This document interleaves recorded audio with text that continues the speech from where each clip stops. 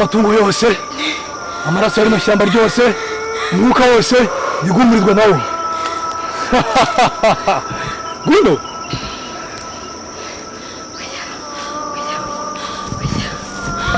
Aratinya iki?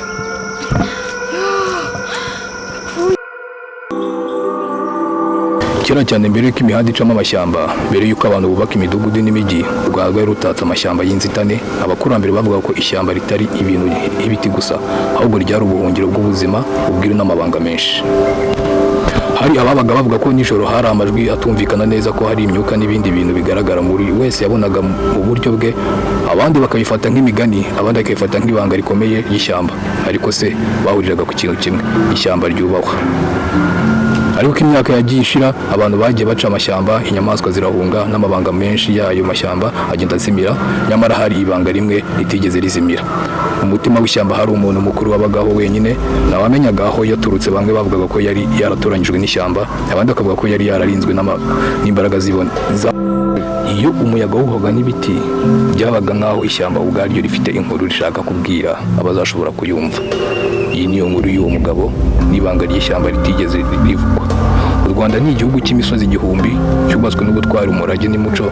Kera amashyamba yari ubuhungiro bw'inyamaswa n'abantu, kandi n'imigani y'abakurambere yavugagamo amabanga menshi.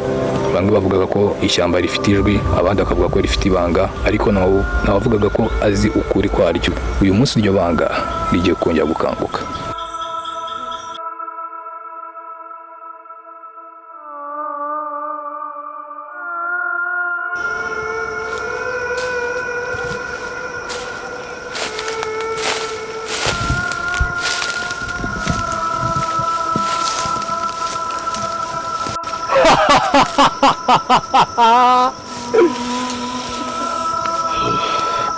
Ubu nicyo gihe sasa cyo kugira ngo umenye buri kimwe cyose cyari mu shyamba.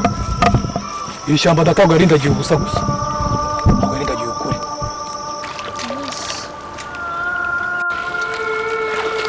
Yesu Bikira Mariya w'impuhwe, iki ni igiciro we. Yesu mama yiwe. Amaraso y'amatungo yose, amaraso ari mu ishyamba ryose, umwuka wose bigumurirwa nawo. Ngwino.